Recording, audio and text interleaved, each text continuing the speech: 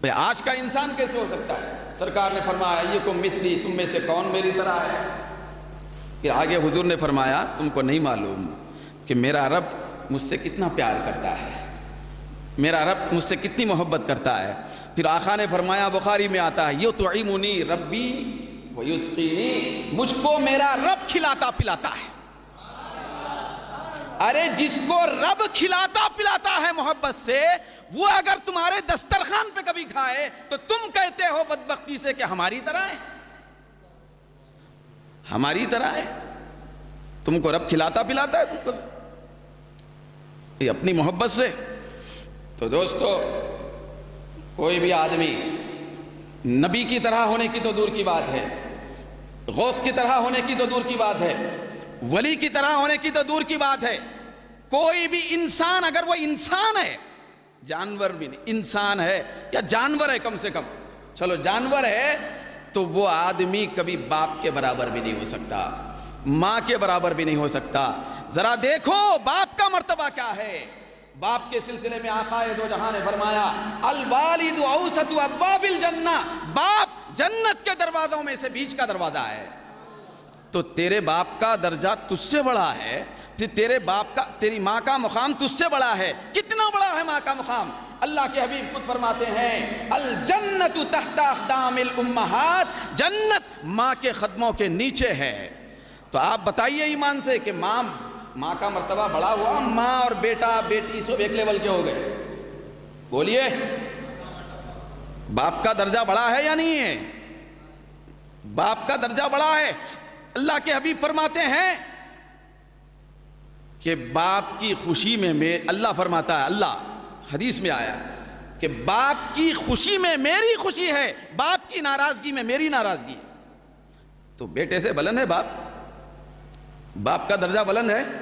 جب ایک باپ کا درجہ اتنا بلند ہے کہ جنت کا دروازہ بولا گیا، ماں کا درجہ اتنا بلند ہے کہ جنت اس ماں کے قدموں کے نیچے قرار دی گئی، تو پھر ولی کا درجہ کتنا بلند ہوگا جس کو اللہ اپنا دوست بنا لیا ہے، اور نبی کا درجہ کتنا بلند ہوگا جس کے بارے میں اللہ نے فرمایا، وَرَفَعْنَا لَكَ ذِكْرَكَ، اے محبوب ہم نے آپ کے خاطر آپ کو درجوں بلند کر دیا ہے۔ تو آپ ذرا سنجیدگی سے سوچ کے ذہن میں رکھیں، اگر کوئی کہتا ہے نبی ہماری طرح ہے، کوئی فرق ہی نہیں ہے ہم میں نبی میں، تو آپ قرآن کی آیتیں، قرآن کی بے شمار آیتیں ہیں جس میں نبی کے کمالات اور فضائل اور عظمتیں بیان کیے گئے، عظمتیں بیان کیے گئے۔ اللہ تعالیٰ قرآن مجید میں فرمایا کہ ان الذین یبایعونک انما یبایعون اللہ، صحابہ کرام سرکار کے ہاتھ پر بیعت کر رہے تھے، ہاتھ ملا رہے تھے۔ تو اللہ تعالیٰ قرآن مجید میں فرماتا ہے سورہ فتح میں کہ بے شک اے محبوب یہ جو لوگ آپ کے ہاتھ پہ بیعت کر رہے ہیں وہ آپ کے ہاتھ پہ نہیں کر رہے ہیں بلکہ اللہ کے ہاتھ پہ بیعت کر رہے ہیں۔ یہ قرآن ہے، قرآن ہے۔ پھر آگے اللہ نے فرمایا، کوئی بول سکتا تھا، ایک مرتبہ بولا گیا جی ایسی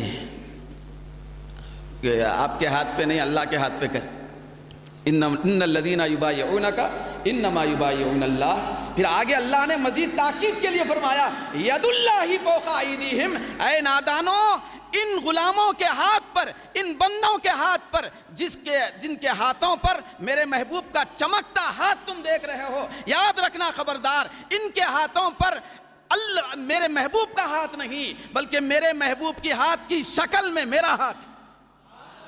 بتانا یہ چاہتا ہے کہ میرا محبوب جس سے ہاتھ ملائے تو دراصل وہ ہاتھ ملانے والے لوگ اللہ سے ہاتھ ملا رہے، جن کی بیعت کو اللہ فرمائے کہ میری بیعت ہے، جن کے ہاتھ ملانے کو اللہ فرمائے کہ میرے سے ہاتھ ملانا ہے، اور جن کے کنکریاں پھینکنے کے بارے میں اللہ فرمائے کہ یہ محبوب نہیں پھینک رہا ہے میں نے پھینکا ہے، جن کے بارے میں اللہ فرماتا ہے وَرَفَعْنَا لَكَ ذِكْرَكَ، ہم نے آپ کے خاطر آپ کو درجوں بلند کر دیا ہے، جن کے بارے میں اللہ فرماتا ہے کہ میرے اس محبوب کے گھر کے سامنے کھڑے ہو کر جو لوگ آواز بلند کرتے ہیں وہ بے وقوف اور نالائق اور بدعقل ہیں، اور اللہ جن کے بارے میں فرماتا ہے سورہ حجرات کی ابتدائی آیت میں، اگر تم نیکی بھی کرنا چاہتے ہو تو نبی کے واسطے سے نیکی کرو، اگر نبی کے واسطے سے نیکی نہیں کریں گے، از خود نیکی کی ابتدا کریں گے تو تمہاری نیکی نیکی نہیں برائی بنے گی۔ جن کے بارے میں اللہ فرماتا ہے وَمَا أَرْسَلْنَاكَ إِلَّا رَحْمَةً لِلْعَالَمِينَ، ہم نے آپ کو سارے عالموں کے لیے رحمت بنایا، تو اپنے گھر کے لیے رحمت نہیں بن سکا؟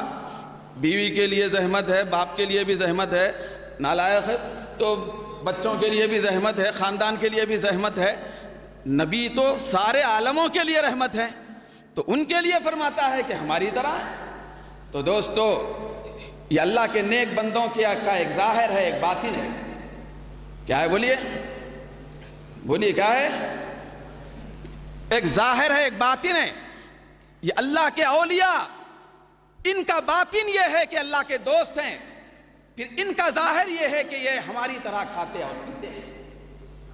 کیوں؟ اس لیے کہ ہم کو کھانا پینا آ جائے، ہم کو کھانے پینے کا طریقہ آ جائے۔ ارے کبھی والد کے بارے میں بولے کہ والد بھی تو کھاتے ہیں، والد بھی تو سودا سلوک لاتے ہیں، پھر والد بھی تو کام کرتے ہیں، پھر والدہ بھی کام کرتے ہیں، تو کبھی بولے آپ کہ میں اور والدہ دونوں برابر ہیں؟ ماں کی عزت کرتے نہیں کرتے؟ کیوں کرتے؟ اس لیے کہ ہم سے بڑے درجے کے۔ تو ذرا سوچیے آپ، ایک ماں، ایک والد جن کے ذریعے سے ہم کو صرف جسم ملا، تو ان کا اکرام ہم کرتے ہیں، وہ ہمارے برابر نہیں ہو سکتے، وہ ہمارے برابر نہیں ہو سکتے۔ غیر مسلم بھی جانتے ہیں، کافروں کے پاس بھی ماں اور باپ کا احترام ہے، ہماری طرح نہیں ہو سکتے ہیں۔ تو جس نبی کے ذریعے سے دین ملا، قرآن ملا، ایمان ملا، نمازیں ملی، رکوع سجدے ملے، کعبہ ملا، کعبے کا طواف ملا، اور خدا ملا، اس نبی کے بارے میں ہم کیسے کہہ سکتے ہیں کہ ہماری طرح؟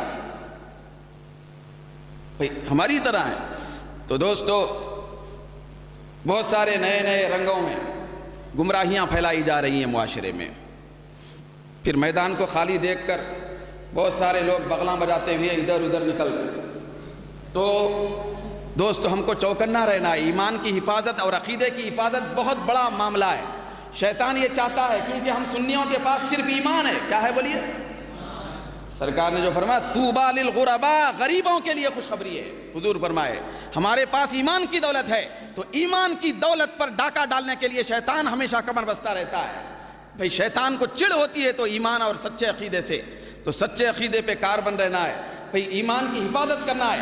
یہ 2 دن کی دنیا ہے، یہ ختم ہونے والی ہے، لیکن ایمان اگر باقی رہ گیا اور ایمان کا چراغ مکمل طور پہ جلتا ہوا رہا، قبر بھی کامیاب ہے، حشر بھی کامیاب۔ بھئی یہ نبی اور ولی ہمارے جیسے کیسے ہو سکتے ہیں؟ جبکہ آپ پوری کتابوں میں پڑھیں، حدیثوں کی پوری کتابوں میں، تو اس میں ابواب الشفاعت آتا ہے، شفاعت کرنے کے ابواب ہیں، ولی بھی شفاعت کریں گے۔ اللہ تعالیٰ ایک حدیث سے اللہ کے حبیب نے فرمایا کہ ولیوں کا مقام یہ ہے کہ اللہ تبارک و تعالیٰ میدان قیامت میں ولیوں کو نور کے ممبروں پہ بٹھائے گا۔ کس پہ بٹھائے گا؟ نور کے ممبروں پہ بٹھائے گا۔ آپ بتائیے ہماری طرح ہوئے؟ ہماری طرح ہوئے؟ نہیں ہوئے۔ تو دوستو حقیقت کو سمجھنے کی ضرورت ہے۔ پھر آج مختلف انداز سے، مختلف باتوں سے، مختلف پیرایوں میں لوگوں کے ذہنوں کو منتشر کیا جا رہا ہے۔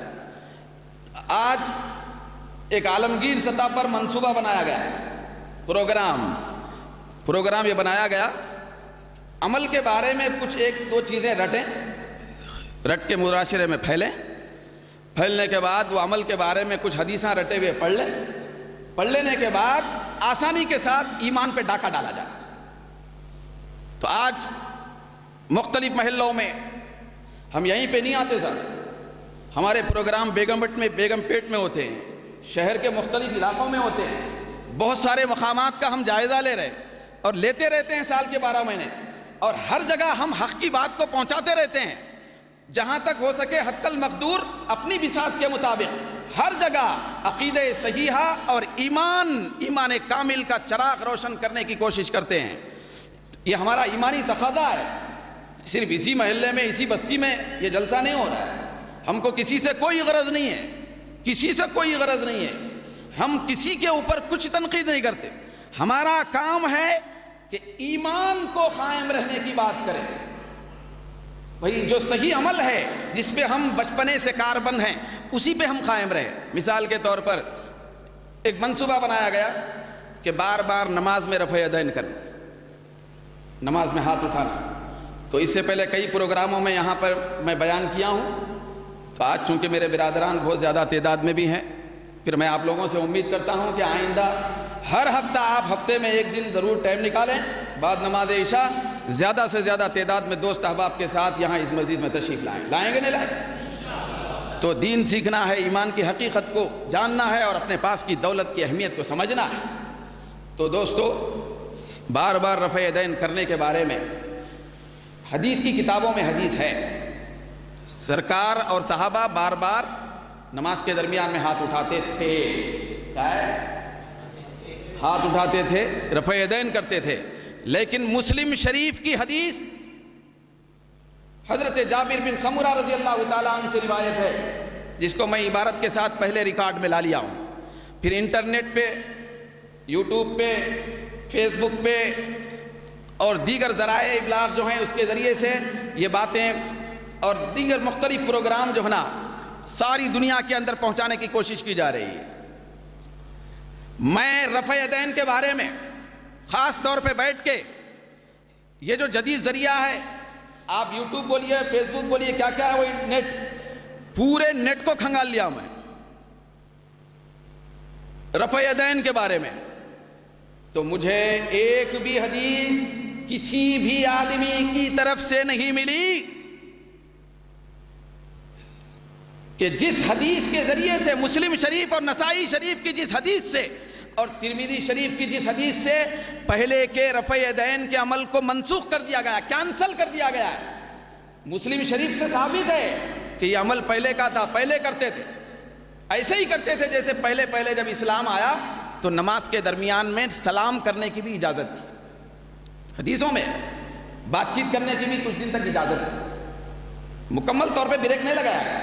تو پہلے دور میں رفع یدین کرتے تھے، لیکن مسلم شریف، نسائی شریف، ترمذی شریف، ابو داؤد شریف اور دیگر مصنف ابن ابی شیبہ، دیگر بہت ساری کتابوں میں، بیہقی شریف اور طحاوی شریف، بہت ساری کتابوں میں آیا، بہت ساری کتابوں سے ثابت ہوا کہ پہلے کا یہ عمل تھا رفع یدین کرنے کا، بعد میں کینسل ہو گیا، کینسل کر دیا گیا. سرکار نے اس کو کینسل فرمایا. مسلم شریف، نسائی شریف میں تو علل اعلان کھلے طور پہ آیا کہ یہ کینسل ہے. یہ پہلے کا عمل ثابت ہوا. سرکار نے فرمایا تم بار بار ہاتھوں کو کیوں اٹھاتے ہو؟ نماز میں خاموش رہو، ہاتھوں کو مت اٹھاؤ جیسے کہ بتکے ہوئے گھوڑوں کے دم اچھلتے ہیں. تو یہ مت کرو، نماز میں سکون سے رہو. مسلم شریف صفحہ نمبر، جلد اول صفحہ نمبر 181، میرے پاس کے نسخے کے حساب سے بول رہا ہوں. کوئی یہ نہیں بولے گا اس کے پاس کے نسخے کے حساب سے ڈھونڈ کے بولے گا میرے پاس تو صفحہ نمبر 181 پہ ہے ہی نہیں. میرے پاس نسخہ مختلف ہوتے ہیں نا، چھپائی کے مختلف صفحوں میں تبدیلی آ جاتی ہے. تو اس میں آ گیا ہے کینسل عمل ہے. تو کینسل عمل کر لے رہے تھے، کینسل ہو رہے تھے، ہم کو کوئی اعتراض نہیں تھا.